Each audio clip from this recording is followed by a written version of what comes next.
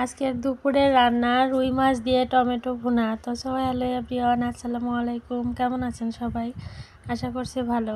তো যারা যারা আমার ভিডিওটা দেখবেন তারা অবশ্যই জানাবেন যে আমার ভিডিওটা কেমন হইলো। তো এখানে হচ্ছে দুপুরবেলা রান্না করতেছি আমি টমেটো দিয়ে রুই মাছ ভুনা। মাছটা আমি আগেই ভেজে নিয়েছি আর এখানে মশলা কষাইতেছি। মশলা বলতে পেঁয়াজগুলা দিয়ে দিয়েছি। আর আমাদের ভিডিওটা যদি আপনাদের ভালো লাগে তাহলে অবশ্যই লাইক কমেন্ট শেয়ার করবেন। আর যদি ইউটিউব থেকে দেখে থাকেন তাহলে অবশ্যই সাবস্ক্রাইব করবেন। আর ভুনা মানে তো টমেটো, সব ভুনাতে টমেটোটা দেওয়াই লাগে। আসলে টমেটোটা দিলে ভুনাটা অনেক ভালো লাগে। তো আমার মতো কার কার টমেটোটা দিতে মানে দিতে ভুনাতে ভালো লাগে অবশ্যই একটু কমেন্ট করে জানাবেন। আর দেখেন মাশাল্লাহ মশলার কালারটা অনেক সুন্দর আসছে, তাই না?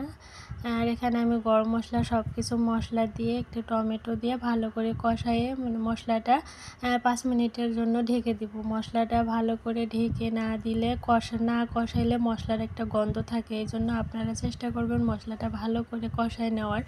এখানে আমি টমেটোগুলো একটু একটু করে মানে আওলাই দিচ্ছিলাম, সিদ্ধ হয়ে গেছে।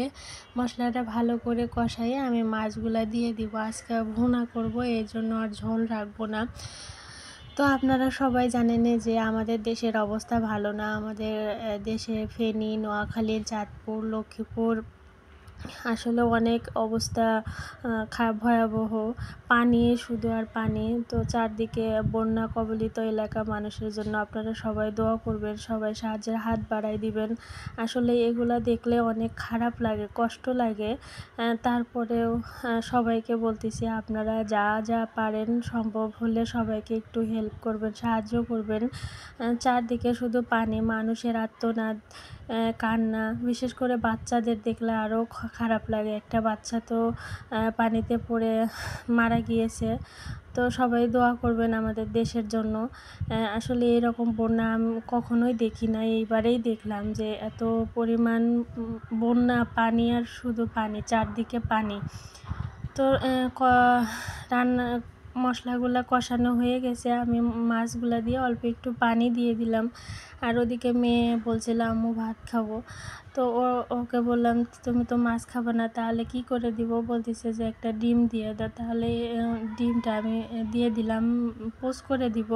আসলে ছোটোবেলায় আমার আম্মুরা যখন কোনো কিছু রান্না করতো, আমরা যখন খাইতাম না তখন বলতাম তাহলে একটা ডিম পোস্ট করে দাও। সেই রকম আমার মেয়েও বললো একটা ডিম পোস্ট করে দাও। তো ওর জন্য একটা ডিম পোস্ট করে দিলাম। আর ওখানে রাইস কুকারে আমি ভাত বসাই দিয়েছিলাম, ভাতটাও হয়ে গেছে আর তরকারিটাও হয়ে গেছে। আর আমার অনেক খিদাও লেগেছে, এই জন্য আমি ভাত নিচ্ছিলাম প্লেটে। দুপুরের খাবারটা আজকে একটু দেরি হয়ে গেছে। তো আমাদের ভিডিওটা আপনাদের কাছে কেমন লাগলো অবশ্যই কিন্তু জানাবেন। আমি প্লেটে ওঠায় নিচ্ছিলাম টমেটো দিয়ে রুই মাছ, আসলেও ভালো লাগে। তো আপনাদের কাছে কার কার টমেটো দিয়ে রুই মাছ